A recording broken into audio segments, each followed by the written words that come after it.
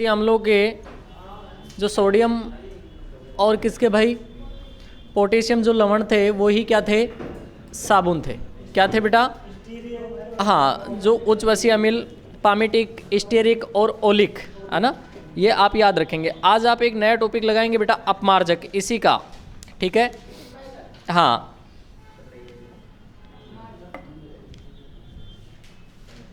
ठीक है। लिखना भाई, डिटर्जेंट या फिर आप इसको कह दें अपमार्जक। हाँ, जोन सा भी है, एक्सल, सर्फ एक्सल,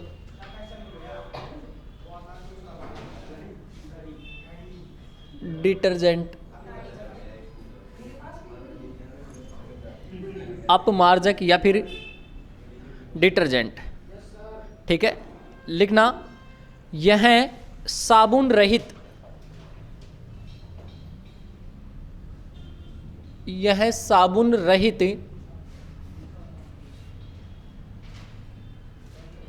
साबुन है।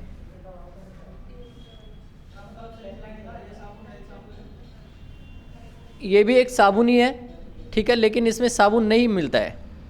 ठीक है, साबुन वाला काम ये नहीं करता है, करता तो कुछ ऐसा ही है, लेकिन इसको साबुन रहित साबुन के नाम से जाना जाता है। किसके नाम से जाना जाता है बेटा?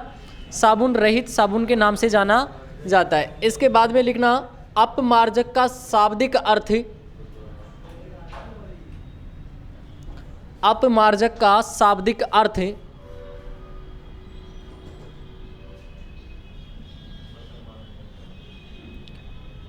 अपमार्जक का शाब्दिक अर्थ लिखेंगे बेटा, साफ करने वाला,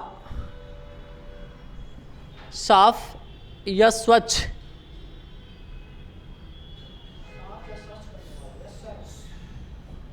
करने वाला पदार्थ, साफ या स्वच्छ करने वाला पदार्थ। ठीक है बेटा। उसके बाद में लिखेंगे, अपमार्जक की शोधन क्रिया, अपमार्जक की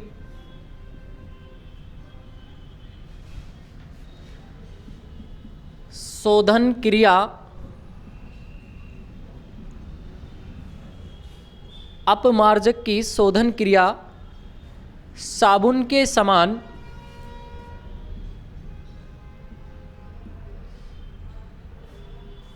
साबुन के समान,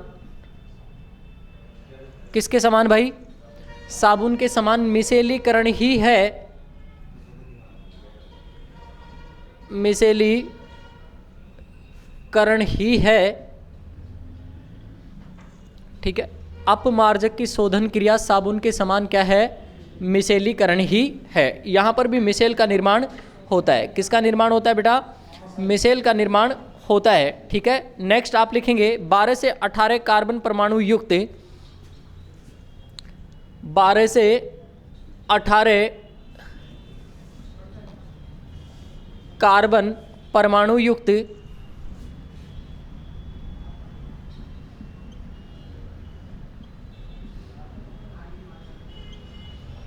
बारह से 18, इधर देख के लिख लो बेटा, 12 से 18 कार्बन परमाणु युक्त सल्फोनिक अम्ल या बेंजिल सल्फोनिक अम्ल, 12 से 18 कार्बन परमाणु युक्त लिखेंगे सल्फोनिक, सल्फोनिक या लिखे बेंजिल सल्फोनिक युक्त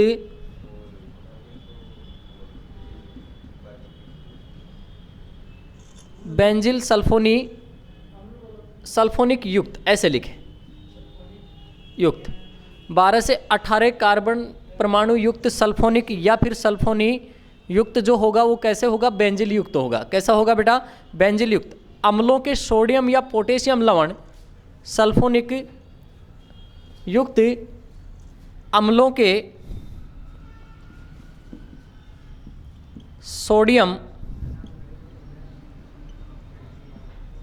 सोडियम या पोटेशियम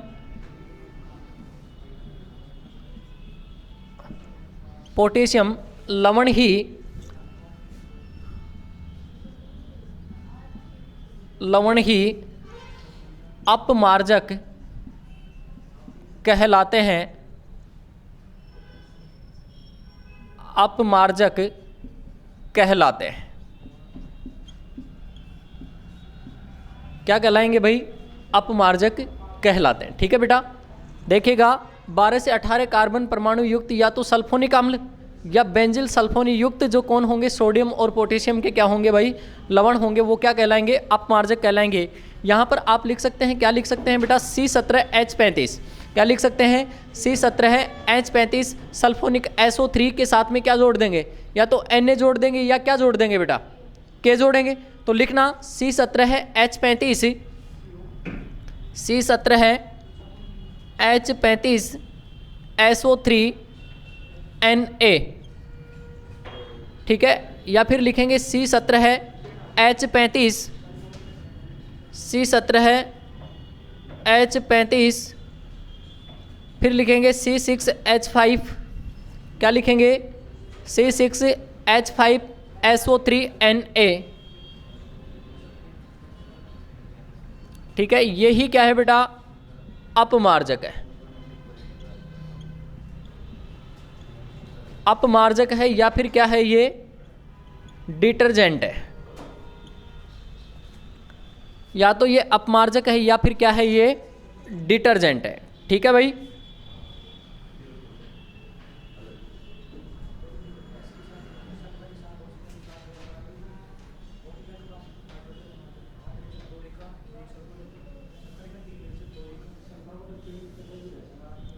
ठीक है भाई।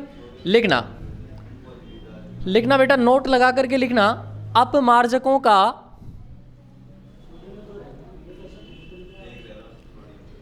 अपमार्जकों का अरे क्या हुआ? इधर देखो तुम। अपमार्जकों का निम्नीकरण नहीं होता है। अपमार्जकों का निम्नीकरण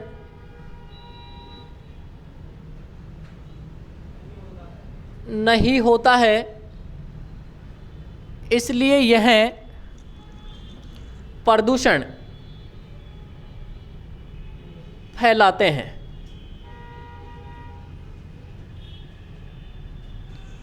इसलिए ये क्या फैलाते हैं बेटा? प्रदूषण फैलाते हैं। और प्रदूषण भी कैसा फैलाते हैं? ये जल प्रदूषण। कैसा फैलाते हैं भाई? जल प्रदूषण फैलाते हैं। ठीक है, उसके बाद में लिखना अपमार्जक अजैव निम्नीकरण होते हैं।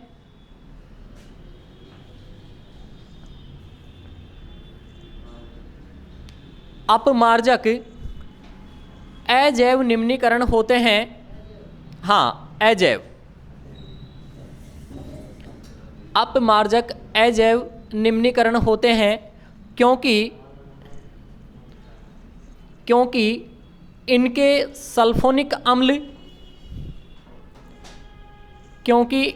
सल्फोनिक अम्ल या बेंजिल सल्फोनिक अम्ल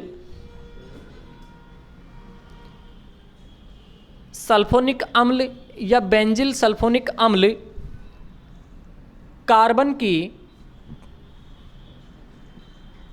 कार्बन की एक लंबी श्रृंखला से जुड़े होते हैं।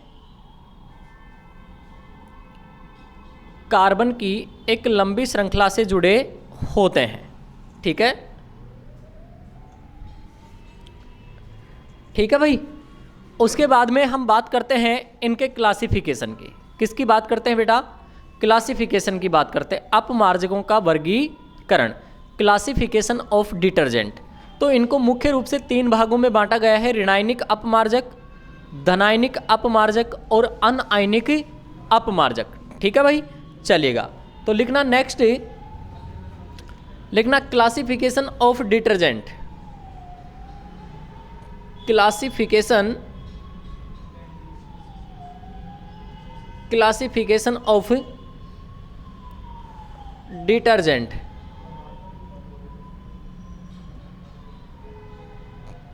क्लासिफिकेशन ऑफ डिटर्जेंट, इसको 3 भागों में बांटा गया है। इसको कितने भागों में बांटा गया भाई? 3 भागों में। सबसे पहले ऋणायनिक डिटर्जेंट, धन आयनिक डिटर्जेंट, और यहां पर आप नॉन आयोनिक या अनआयनिक लिख सकते हैं, अनआयनिक डिटर्जेंट। ऋणायनिक, धनायनिक और अनआयनिक क्या भाई, डिटर्जेंट। ठीक है, सबसे पहले हम बात करेंगे ऋणायनिक अपमार्जक की। ठीक है, देखिएगा बेटा, अपन बात करेंगे इन तीनों में शोधन क्रिया की। किसकी बात करेंगे, शोधन क्रिया की। तो शोधन क्रिया में जिनका ऋणायन भाग लेगा, ऋणायन सिरा वाला भाग लेगा, ऋणायन सिरा भाग लेगा, वो तो कौन कहलाएंगे, ऋणायनिक अपमार्जक कहलाएंगे। जिनमें धनायन भाग लेगा वो क्या कहलाएंगे, धनायनिक अपमार्जक। और जिनमें ना तो धनायन और ना ही ऋणायन भाग लेंगे वो कौन कहलाएंगे, अनआयनिक अपमार्जक कहलाएंगे। ठीक है भाई, चलेगा। सबसे पहले लिखना ऋणायनिक अपमार्जक।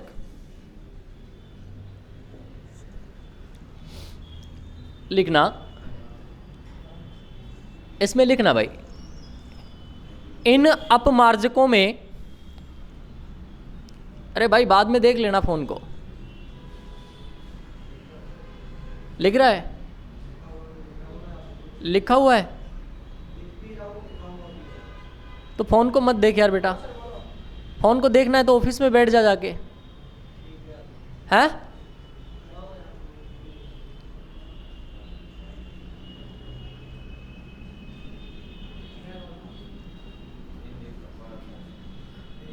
लिखो, इन अपमार्जकों में ऋणायनिक सिरा शोधन क्रिया में भाग लेता है।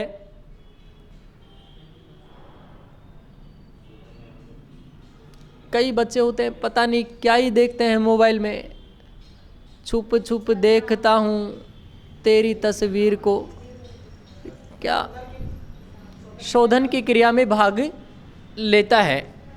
ठीक है, नेक्स्ट लिखना, इन अपमार्जकों में शोधन क्रिया कपड़े धोने की प्रक्रिया, ठीक है, शोधन प्रक्रिया में भाग लेता है। इन अपमार्जकों में लंबी हाइड्रोकार्बन श्रृंखला के साथ, इन अपमार्जकों में लंबी हाइड्रोकार्बन श्रृंखला के साथ सल्फोनिक व्युत्पन्न के साथ सल्फ्यूरिक नहीं, सल्फोनिक व्युत्पन्न जुड़े होते हैं। ठीक है, अब आपसे ये पूछा जाता है कि ऋणायनिक जो अपमार्जक होते हैं इनका उपयोग कहाँ पर किया जाता है। ठीक है, तो इनका उपयोग लिखें। इनका उपयोग किया जाता है बेटा घरेलू सफाई में। किसमें, घरेलू सफाई में। और जो टूथपेस्ट होती है ना, इनमें इनका उपयोग किया जाता है। तो एग्जाम में पूछा जाता है आपसे ये बात, लिखना, उपयोग लिखें घरेलू सफाई में। हाँ वही, घरेलू सफाई में लिखो भाई, घरेलू सफाई और टूथपेस्ट में, जिसे दंत मंजन कहते हैं। ठीक है ना, टूथपेस्ट में। फॉर एग्जाम्पल लिखना, sodium alkyl benzyl sulphonate, sodium alkyl benzyl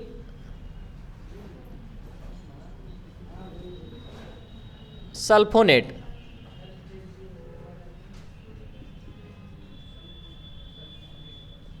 अगर हम 9, 10, 11, 12 को बहुत अच्छे से पढ़ के आते तो आज हमें ये चीज़ें पढ़ने की आवश्यकता नहीं पड़ती भाई। क्या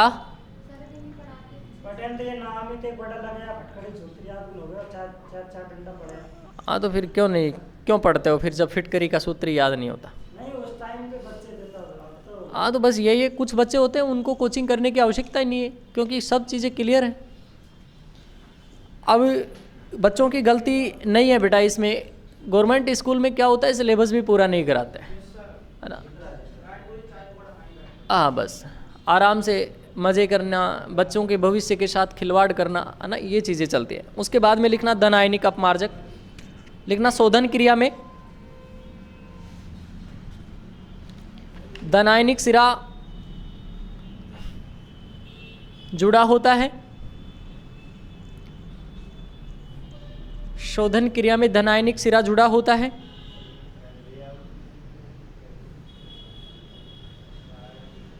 नेक्स्ट लिखना ये जीवाणुनाशक होते हैं।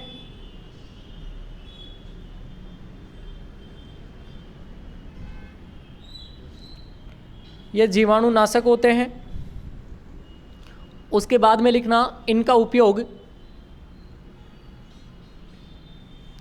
इनका उपयोग बालों में कभी कंडीशनर किया है? किया है।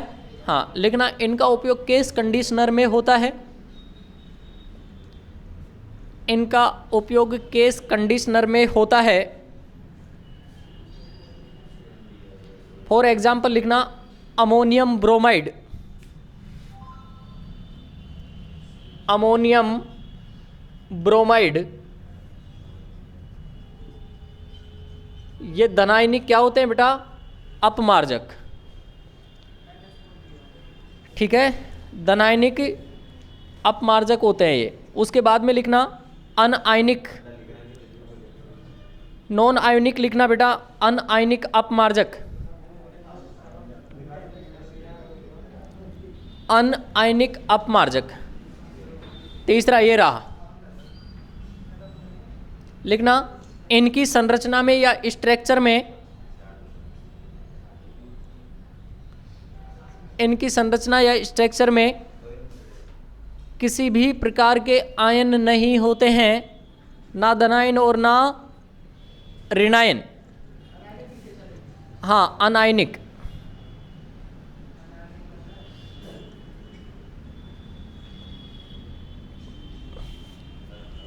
लिखना इनकी संरचना में कोई भी आयन नहीं होते हैं। ठीक है बेटा, लिखना उपयोग, लिखना बर्तन धोने के लिक्विड्स में, बर्तन धोने के लिक्विड्स में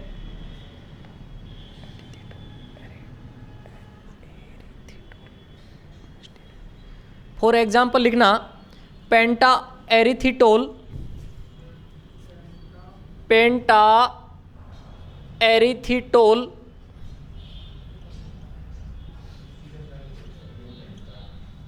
पेंटा एरिथिटोल मोनोस्टीरेट,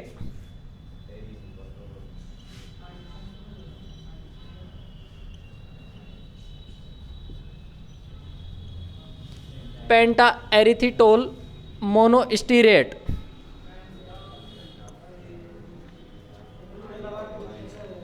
है भाई, बर्तन ठीक से साफ नहीं होते हैं। दूध क्यों फट जाता है? कहीं ना कहीं उसमें एसिड की मात्रा रह जाती है। ठीक है, किसकी मात्रा रह जाती है? एसिड की मात्रा रह जाती है। ठीक है, इसलिए बर्तनों को अच्छे से साफ किया करो ताकि वो एसिड अच्छे से साफ हो जाए। ठीक है, हाँ क्या करिए खुशी बेटा? एक जना बोला करो। दिन में 3 बार क्या होता है? बर्तन मांजती है। मांजना तो पड़ेगा बेटा, खाना खाओगे तो। है ऐसे है, कुछ गधेड़े होते हैं।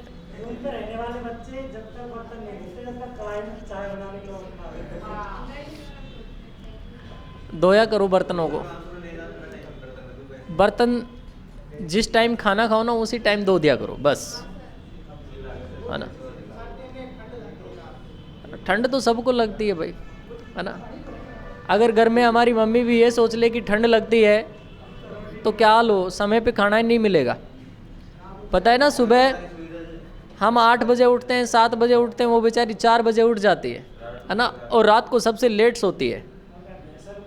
हम सो जाएंगे तब हमारे बिस्तर भी डालती है कि बेटा या बेटी सो गई है ना। तो सच्ची देशभक्त वो होती है, परिवार भक्त वो होती है ना। तुम तो क्या हो, कुछ नहीं है ना। आपको समय पे खाना देने का कार्य करती हो कौन करती है, आपकी माँ ही करती है, समझ रहे हो ना। तो ध्यान रखना, एक दिन हम भी माँ बाप बनेंगे, है ना। तो पहले से ही बेटा आप आदत डाल लो, है ना। हाँ, नेक्स्ट लिखना,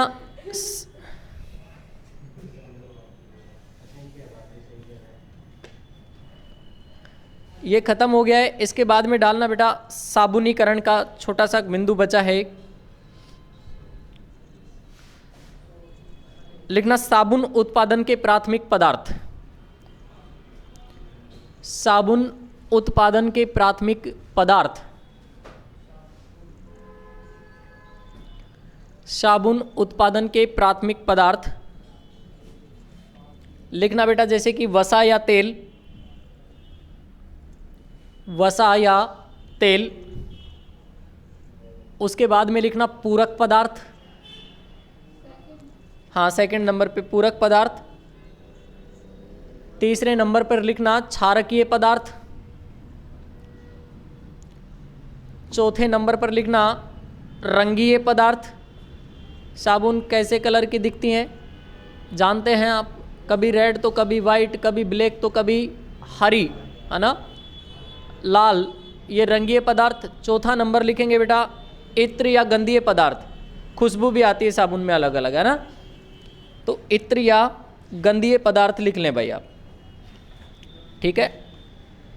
अब वसा या तेल क्या होते हैं लिखना बेटा। अरे वसा या तेल क्या होते हैं इनको लिखना। वसा या तेल में लिखना बेटा नारियल का तेल, नारियल का तेल। लिखना मोहा का तेल, एक पुष्प होता है, ठीक है। नेक्स्ट लिखना जैतून का तेल। फिर लिखना सरसों का तेल, सरसों का तेल। उसके बाद में लिखना कपास के बीजों का तेल। कपास के बीजों को क्या कहते हैं, अरे काकड़े कहते हैं, है ना। भैंसों को खिलाते हैं ना, वही काकड़े। कपास के बीजों का क्या भाई, तेल। और उसके बाद में लिखना मूंगफली का तेल, मूंगफली का तेल,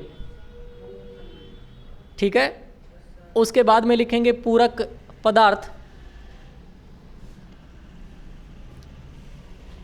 पूरक पदार्थ इसमें लिखेंगे साबुन का वजन तथा आयतन बढ़ाने के लिए, साबुन का वजन तथा आयतन बढ़ाने के लिए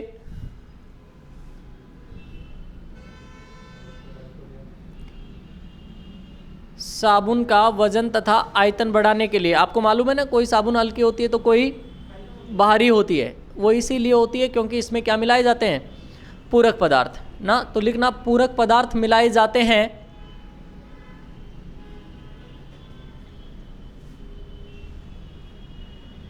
ठीक है। फॉर एग्जाम्पल लिख सकते हैं जैसे कि सोडियम कार्बोनेट, सोडियम कार्बोनेट और सोडियम सिलिकेट। हाँ, सोडियम कार्बोनेट और सोडियम सिलिकेट, ठीक है भाई। उसके बाद में लिखना क्षारकीय पदार्थ।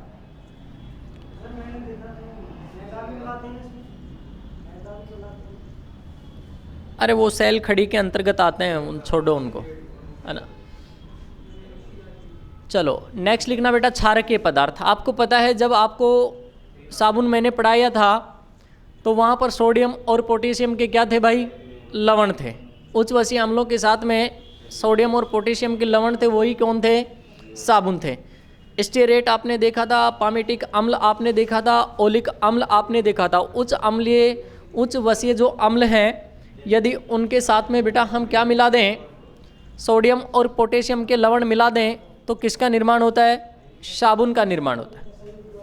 किसका निर्माण होता है, अरे इधर देख ले, तू बन गया ऐसा ही, इधर देख ले, मैं बोल रहा हूं तू इधर बैठ के बात कर रहा है। तू सही बैठ रही है, ये कौन सी बैठने की स्टाइल है तेरी? सही बैठ, इधर मुंह करके, इधर कर चेयर को। उच्च वसीय अम्लों के साथ में जो सोडियम और पोटेशियम के लवण थे वो क्या थे भाई? साबुन थे। ठीक है, सोडियम सिलिकेट आपने लिखा है, बताएंगे। ठीक है, बताएंगे। तो लिखना, तीसरा लिखना क्षारकीय पदार्थ, क्षारकीय पदार्थ लिखो। ठीक है, लिखना साबुनीकरण की प्रक्रिया में क्षारक के रूप में, साबुनीकरण की प्रक्रिया में क्षारक के रूप में, क्षारक के रूप में NaOH, क्षारक के रूप में NaOH और KOH का प्रयोग किया जाता है।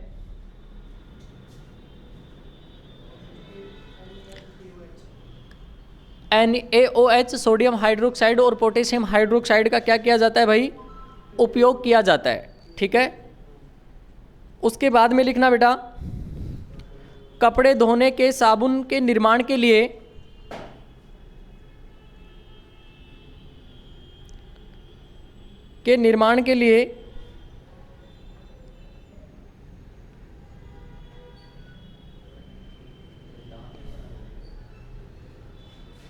साबुन के निर्माण के लिए कास्टिक सोडा प्रयोग में लेते हैं।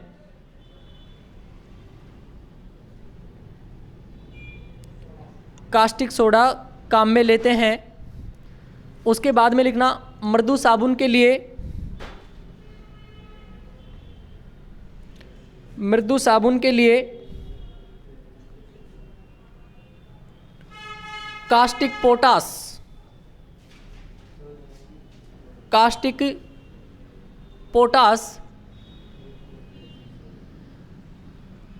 कास्टिक पोटास जिसको क्या कहते हैं बेटा? KOH काम में लेते हैं,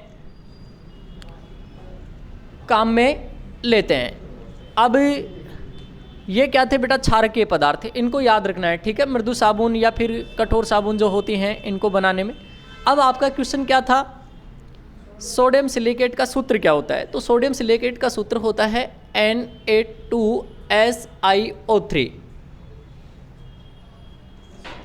ठीक है, चलेगा। इसके बाद में लिखना रंगीय पदार्थ, रंगीय पदार्थ लिखना, साबुन को विभिन्न प्रकार के रंग देने के लिए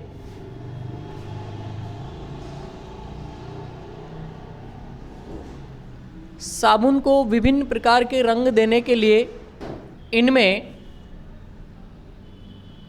विभिन्न प्रकार के रासायनिक रंगीय पदार्थ मिलाए जाते हैं। रंगीय पदार्थ मिलाए जाते हैं, जैसे कि नंबर 1 लिखना बेटा, जिंक ऑक्साइड मिलाएंगे तो साबुन का कैसा कलर होगा? हाँ, जिंक ऑक्साइड लिखना, सफ़ेद रंग। ठीक है, जिंक ऑक्साइड सफ़ेद रंग। उसके बाद में यदि मेथिलीन मिलाएं तो हाँ, लाल पीला जो मन में आए वही बोल दो ना ऑप्शन आप, है ना? लिखो नीला रंग।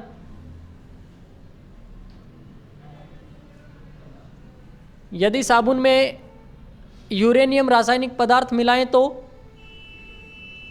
कैसा रंग होगा बेटा? पीला रंग होगा। तो लिखना यूरेनियम पदार्थ तो पीला रंग। फिर लिखना इवोसिन, इवोसिन, इवोसिन, इवोसिन मिलाएं तो बेटा कैसा होगा? लाल रंग। इवोसिन एक रासायनिक पदार्थ होता है जो कि मिलाने पर साबुन का कैसा रंग हो जाता है? लाल हो जाता है। ठीक है, उसके बाद में लिखना गंधीय पदार्थ लिखना बेटा, गंधीय पदार्थ, गंधीय पदार्थ। लिखना साबुन को महकदार या खुशबू युक्त बनाने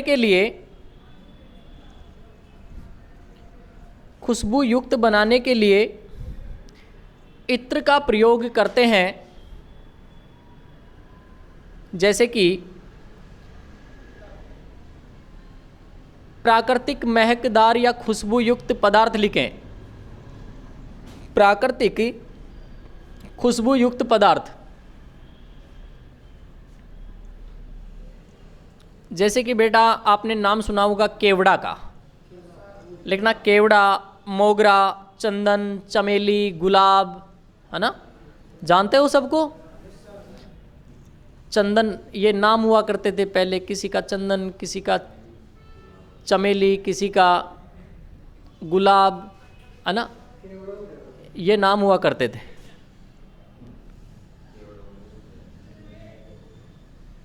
ये क्या हुआ करते थे, नाम हुआ करते थे, है ना। और आजकल तो नाम ही पता नहीं कैसे कैसे रखे जाते हैं ना, किसी का पीटरसन तो किसी का, हाँ ऐसे ना, जिनका कोई तुक ही नहीं होता, है ना। पहले कहीं ना कहीं नाम रखे जाते थे, वो प्राकृतिक स्रोतों को लेकर के रखे जाते थे।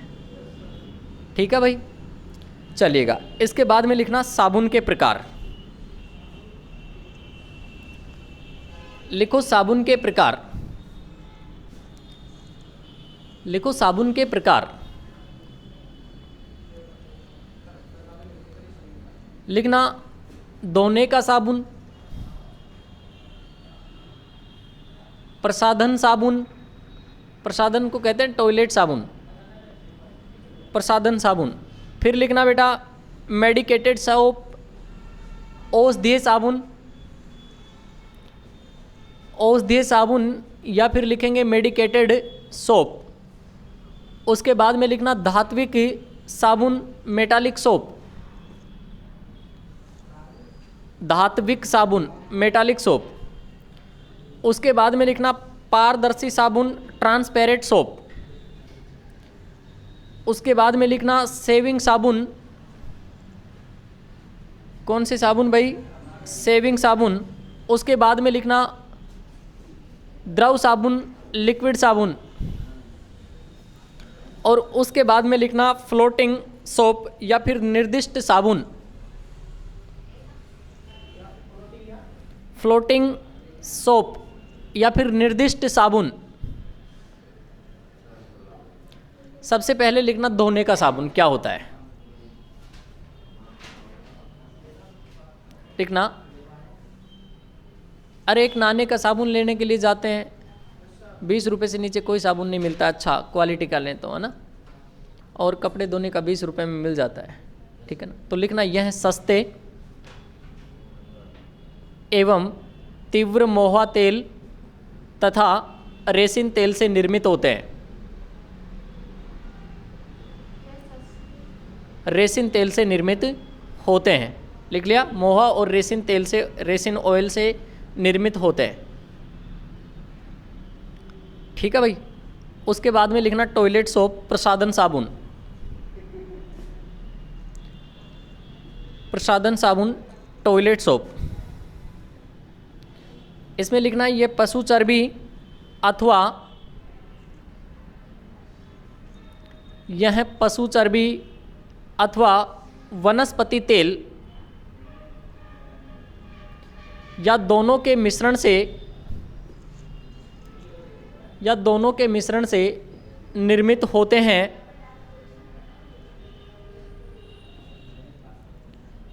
यह पशु चर्बी अथवा वनस्पति तेल या दोनों के मिश्रण से निर्मित होते हैं। कौन से साबुन बेटा, टॉयलेट सोप, ठीक है। तीसरा लिखेंगे औषधीय साबुन।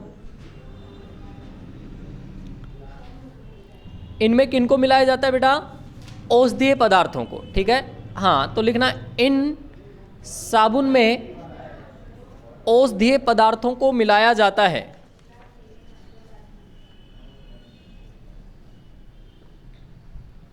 ठीक है भाई। नेक्स्ट लिखना कौन सी साबुन बेटा? मेटालिक सोप अर्थात धात्विक साबुन। ठीक है, लिखना भाई, इनमें कुछ धातुओं को मिलाया जाता है। इन साबुन में या सोप में कुछ धातुओं को मिलाया जाता है जिनका उपयोग चर्म रोग के उपचार में किया जाता है।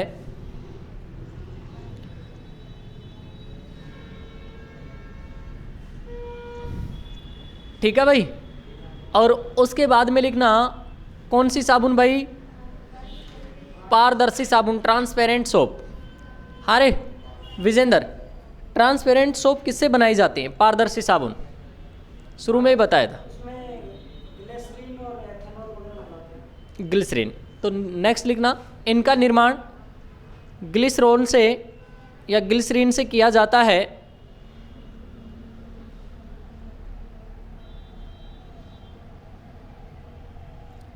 ठीक है भाई, उसके बाद में लिखना शेविंग साबुन। आप देखते हैं हम साबुन यदि लगा करके बेटा थोड़ी सी देर बैठ जाएं तो सूख जाते हैं, और शेविंग क्रीम लगाने के बाद में हम 5 मिनट भी रख लें तो भी नहीं सूखती है ना। क्यों?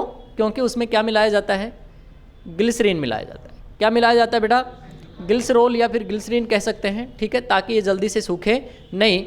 ठीक है, तो लिखना नेक्स्ट लिखना शेविंग साबुन, शेविंग सोप। लिखना इनमें ग्लिसरॉल मिलाया जाता है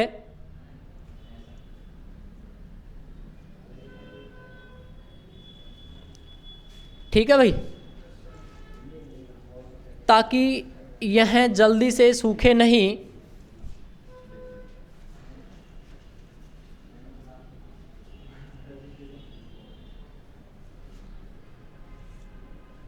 ठीक है, अब एक गोंद होता है बेटा, गोंद जानते हो ना?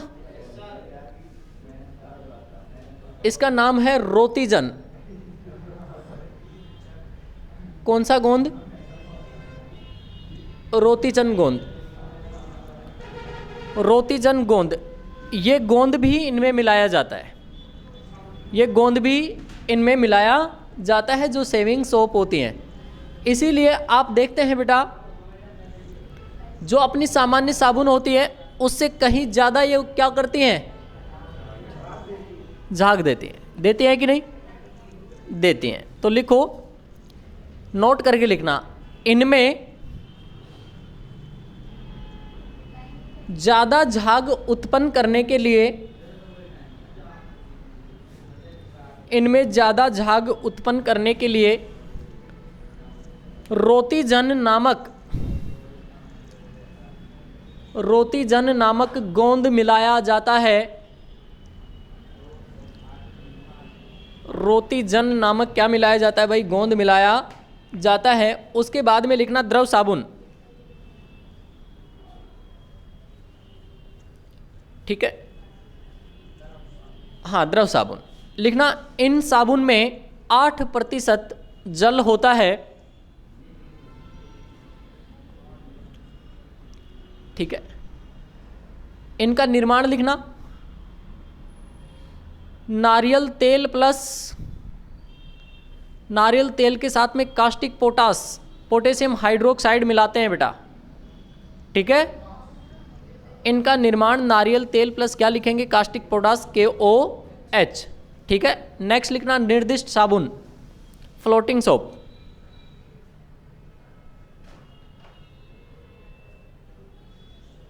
ठीक है, फ्लोटिंग साबुन क्या होती है बेटा?